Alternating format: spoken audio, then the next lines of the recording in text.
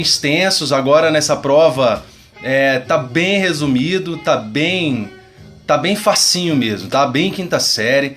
Então assim, vamos passar algumas questões aqui, vamos relembrar alguns pontos que vocês já sabem, e aí ler um resuminho mesmo. Eu gosto muito do resumo, se quiserem anotar. Tem o do Lélio Braga Calhau, é bonzinho, né, pra concurso. Lélio, ninguém chama Lélio, né? O cara chama Lélio. Lélio Braga Calhau. Nossa, velho, ainda bem que eu não me chamo Lélio Braga Calhau. O nome do cara é Lélio Braga Calhau, beleza? Então eu gosto desse resuminho do Lélio Braga Calhau. Mas qualquer outro resuminho que vocês encontrarem que tiver os pontos, cara, é bem básicozinho, tá bom? Isso, Lélio Braga Calhau. Ué, como assim tá sem áudio? Não estão me ouvindo? Lix, tá sim? Tá com áudio. Vamos lá? Áudio tá zerado. Beleza? Todo mundo ouviu Paul Desmond, esse saxofone aí. Momento cultural. Esse é o Paul Desmond, um saxofonista americano já falecido. E essa música se chama Take Five. Take Five. Muito bacana, né? Música muito bacana. Então é isso, meus amigos. Vamos lá, vamos começar. Como sempre, é objetivo, nada de perda de tempo. A gente olha as questões, olha os esqueminhas que eu fiz, olha os gráficos que eu fiz, você dá o print e a gente segue em frente. Se você tiver uma dúvida mais profunda, uma dúvida mais no âmago da questão, aí você pode fazer a sua pesquisa particular, beleza? Uma vez já falou que correr a batalha atrás do objetivo, perder 12 quilos, pô, legal, bacana. Tranquilo? Meus amigos, tem no Google grátis? Jean, sério? Bacana, então eu não vou nem falar para baixar, senão eu vou falar que eu estou fazendo apologia ao crime. Beleza, meus amigos? Então vamos lá. Legal, bacana. Vamos lá. Então é isso aí. Vamos pro slidezinho aqui e vamos lá pro ponto, né? Esse primeiro ponto que é isso aí, olha. Criminologia, conceitos, métodos, empirismo e interdisciplinariedade, objetos da criminologia, delito, delinquente, vítima e controle social. Bem facinho, bem tranquilo, bem básico, ok? Bem quinta série aí. Não tem nada. Mas, professor, como é que isso cai em prova?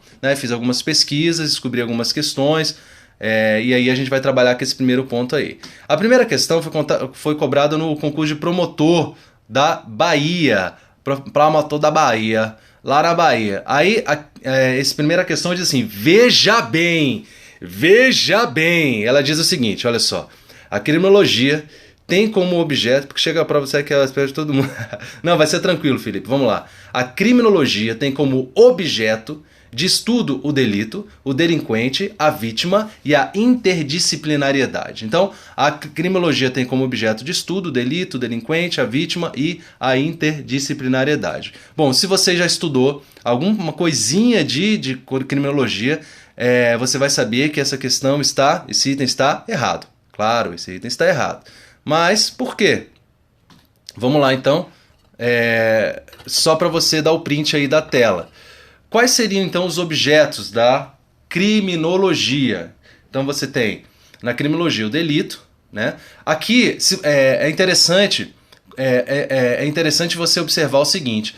Esse objeto da criminologia é fruto da própria evolução da criminologia. Se você for pensar comigo, olha só como é que esses objetos eles seguem exatamente a ordem com que a criminologia foi tratada. Primeiro, o delito. Nesse primeiro ponto aqui, o delito. Quando a criminologia, na sua gênese, no seu começo, se preocupava apenas com o crime em si.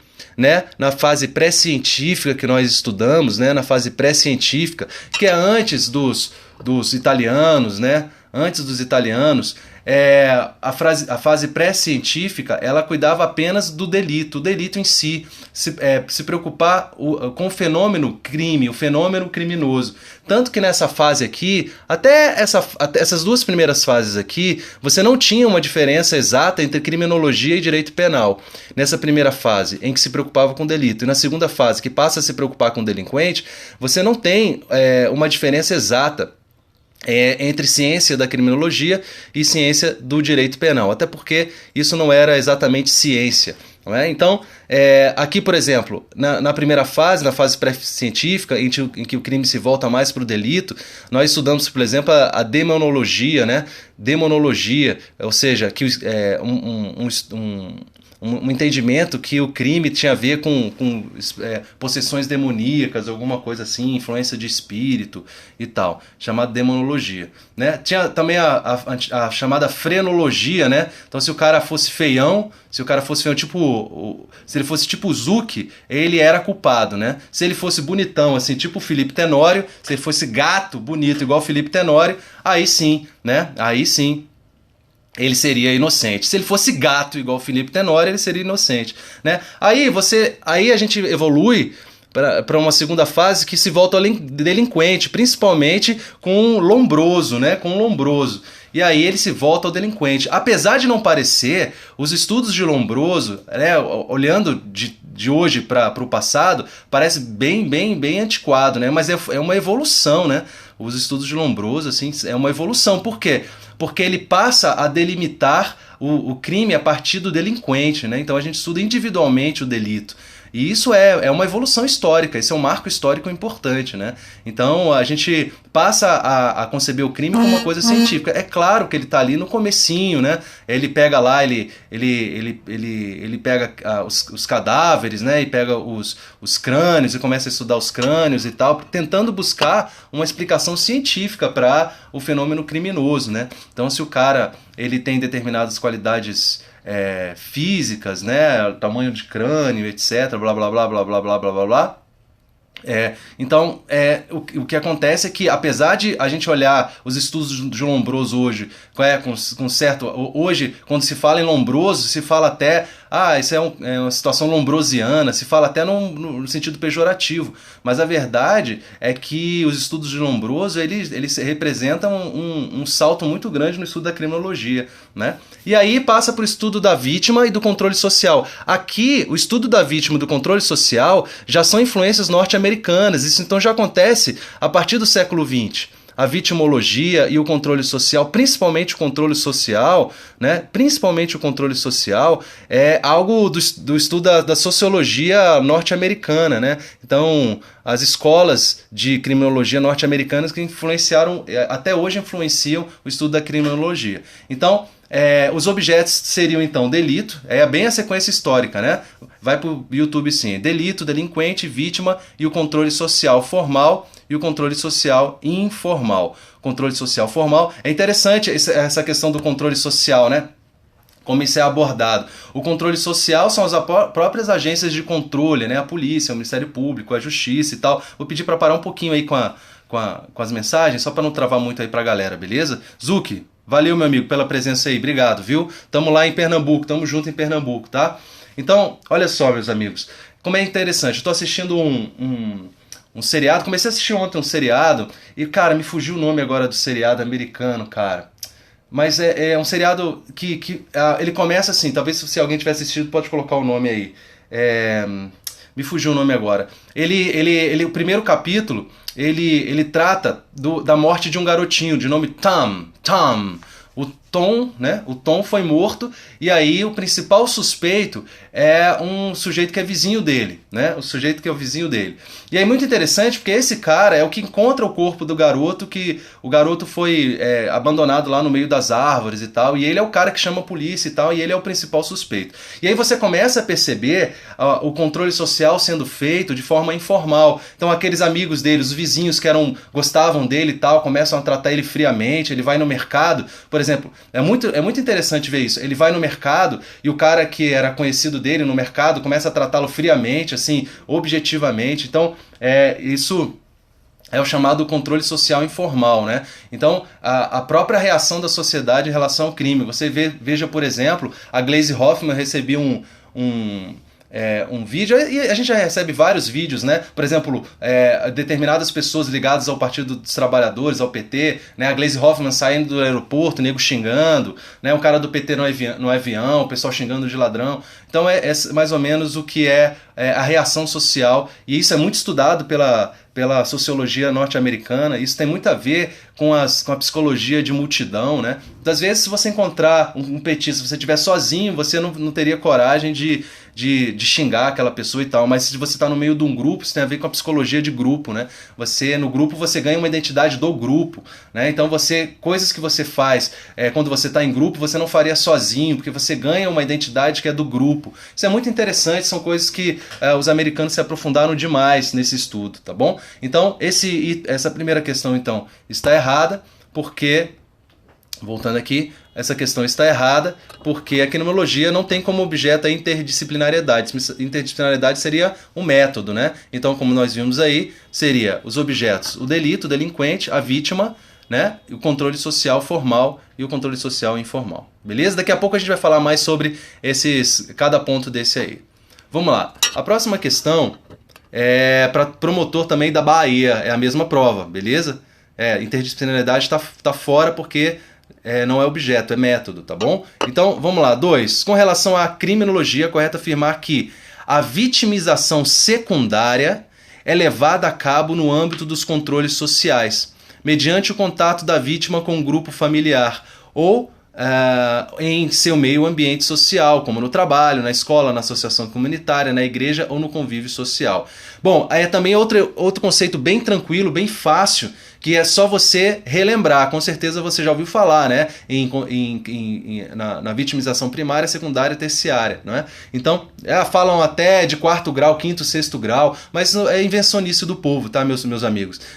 Basta você se lembrar da primária, secundária e terciária. Que, vamos lá, essa questão então está errada. Por quê? Porque quando ele fala dessa vitimização tratada na questão, que tem a ver com o contato da vítima com a sociedade, essa é chamada vitimização terciária, ok? É a vitimização terciária. É levada a cabo no âmbito dos controles sociais, mediante o contato da vítima com o grupo familiar e com seu meio ambiente. Só para relembrar aí, então, essa questão da vitimização primária, secundária e terciária. Vamos lá? Deixa eu bloquear esse indivíduo aqui. Vamos lá, vamos pessoal, vamos por favor diminuir um pouquinho os comentários para ajudar a galera que tem a internet aí mais lenta ou com algum problema no próprio aplicativo. A focalização aqui do meu celular não está muito boa. Opa, vamos lá, melhorou. Vitimização primária tem a ver com os efeitos diretos do crime, né? Os efeitos diretos do delito, né? Então a vitimização primária é o efeito direto e imediato do próprio crime. Essa é a vitimização primária, ou seja, a pessoa vítima e tendo o seu bem jurídico atingido. Então os efeitos diretos têm a ver com a lesão ao bem jurídico da pessoa. Essa é a vitimização primária. A vitimização secundária, também chamada de sobrevitimização ou revitimização ou vitimização processual. Então, vitimização secundária, chamada de sobrevitimização, revitimização ou vitimização processual, é aquela em que a pessoa vai passar pelo constrangimento de ser ouvida na polícia, de passar por um processo judicial, o contato com o Ministério Público, com a Defensoria Pública, com o Poder Judiciário. Essa mulher, por exemplo, vítima de estupro, vai estar lá na audiência.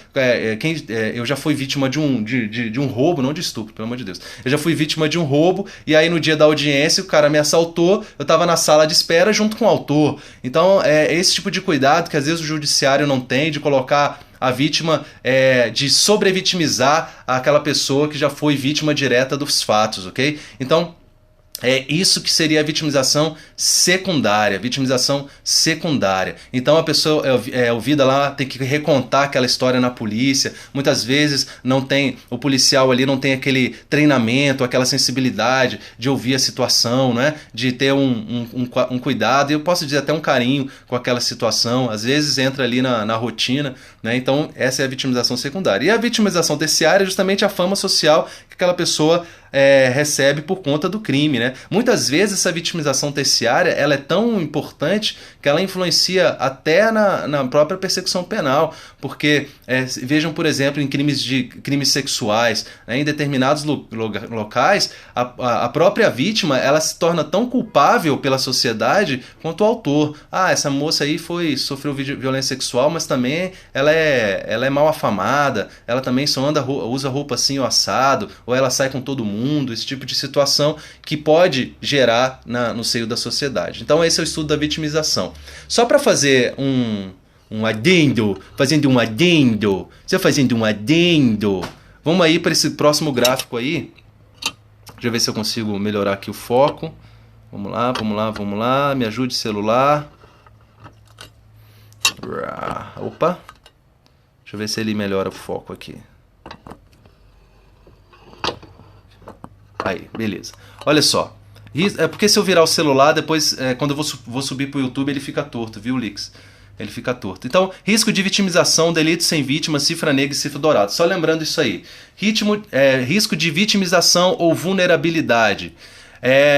Tem a ver com a vitimização em relação à raça, cor, origem, etc. Tudo bem? Então é chamada risco de vitimização ou vulnerabilidade. Alguns grupos são naturalmente mais vulneráveis à criminalização em relação à raça, cor, né? Eu odeio isso, eu odeio esse nome raça.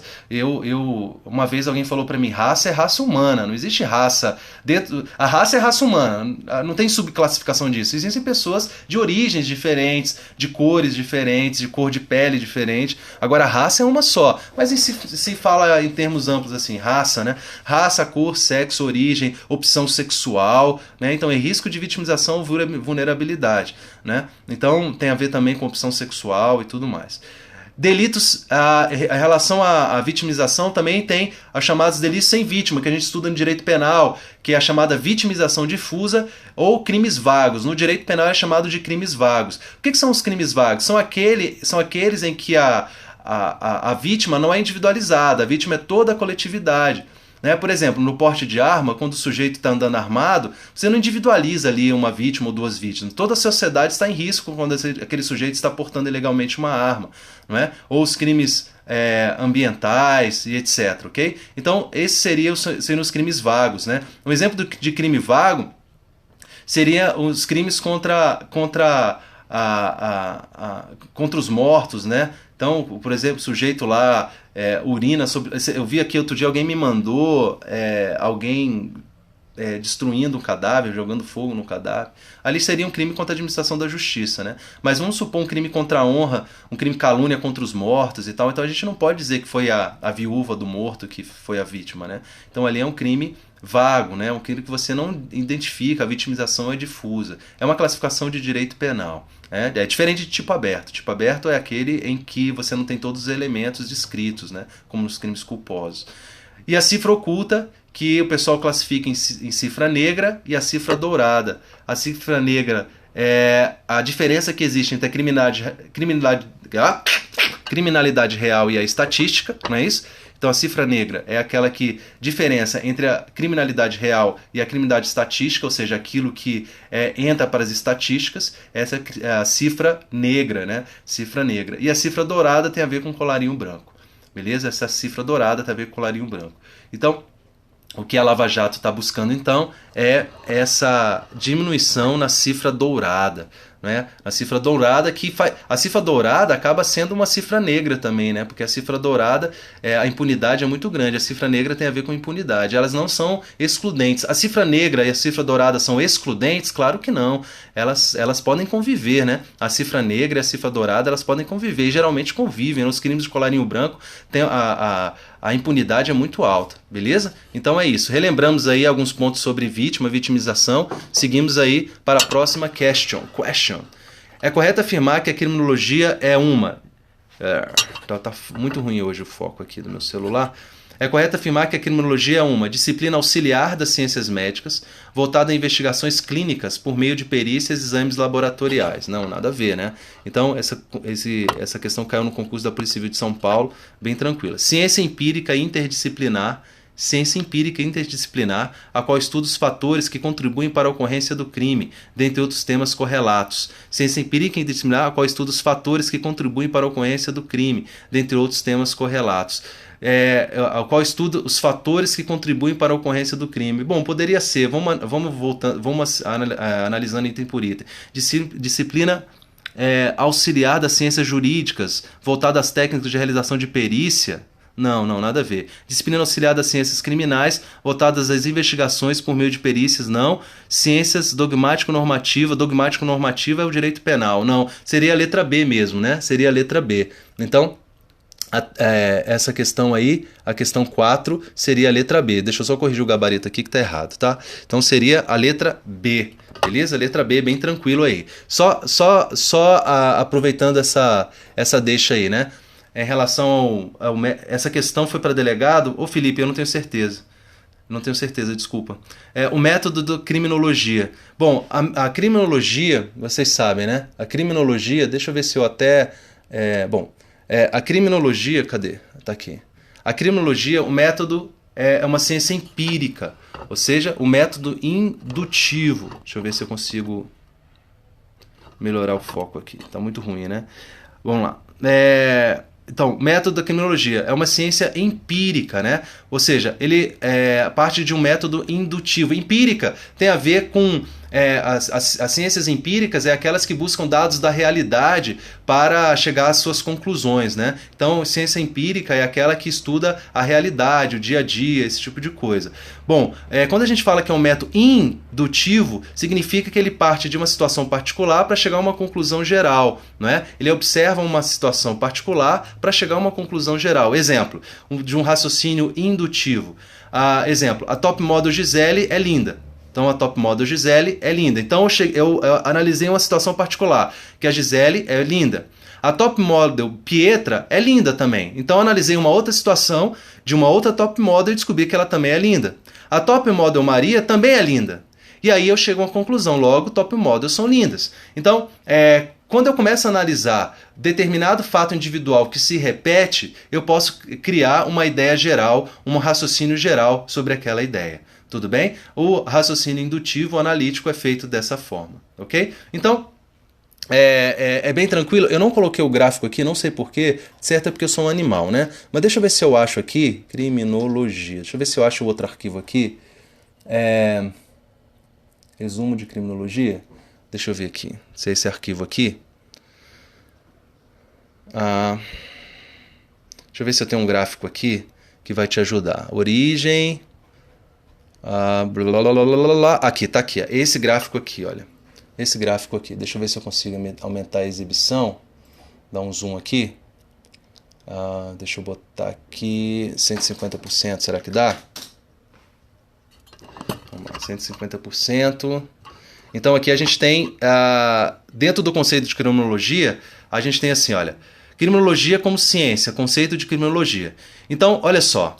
Criminologia é uma ciência empírica, empírica interdisciplinar e que estuda a criminalidade, ok? Então, é uma ciência empírica interdisciplinar que estuda a criminalidade. É uma ciência porque tem um método próprio de estudo, ou seja, é uma ciência separada, por exemplo, do direito penal, ok? Legal? Beleza pura.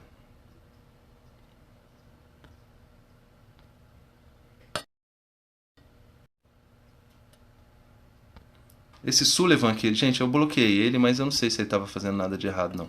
Deixa eu desbloquear ele aqui. Depois eu desbloqueio, né? Aí, olha só, ciência, método próprio de estudo. Empírica, baseado na experiência e observação da realidade. Já te bloqueei também, né, Lix? Empírica, baseado na experiência e observação da realidade. Interdisciplinar, porque envolve diversas ciências, direito, biologia, sociologia, ok? Política. Então ela é interdisciplinar, ela envolve inclusive o próprio direito. Beleza? E que estuda a criminalidade, ou seja, suas causas, a causa da criminalidade, a vítima, o controle social do ato criminoso, bem como a personalidade do criminoso. Esse aqui é um resuminho o pessoal está perguntando sobre esse material aqui, né? Esse é um resuminho, mas ele é um resuminho, ele não está completo não, mas ele está bem bacana, tá vendo? Olha, eu falo das escolas, tá vendo? Olha aqui. Deixa eu voltar aqui. Aqui, olha. Eu falo aqui primeiro da origem, né? Origem pré-científica, demonologia, fisionomia, frenologia, psiquiatria. Depois a fase científica são escolas penais, né? Eu tô terminando esse material, eu vou disponibilizar como e-book para vocês, tá bom? Fica tranquilo. Olha só, eu tô trabalhando nesse material ainda. Rapidinho eu termino. Aí vem a escola clássica, né? A escola clássica do século XVIII, as escolas positivas, né? Fase antropológica de Lombroso, fase sociológica de Ferri e fase jurídica de Garofalo, ok? E aí vem algumas questões, aí eu vou descrevendo, né? Aí vem isso que eu expliquei para vocês, né? O objeto da criminologia, tá bom? E aí ele vai avançando, o método, né? Falando do método empírico, né? E tal, o método da criminologia, ciência empírica, aí tem aquela questãozinha que nós fizemos agora, blá blá blá. A diferença entre direito penal e criminologia, olha só, direito penal e criminologia. Direito penal e criminologia. O direito penal estuda o crime do ponto de vista jurídico, como uma norma. Já a criminologia tem como base a explicação do delito com bases antropológicas, sociológicas, realizando a crítica do direito penal, ok? Então a criminologia é uma ciência separada. Aí nós estudamos os objetos separadamente. Olha, o delito, né, que é estudado no sentido não apenas jurídico, mas social. O delinquente, né, até hoje importante na abordagem criminológica, mas que teve seu protagonismo durante o positivismo. A vítima, aí tem a idade de ouro da vítima, chamada idade de ouro da vítima. Depois tem a neutralização da vítima, estudo da vitimologia. Tudo isso nós vamos tratar essa semana, beleza, galera?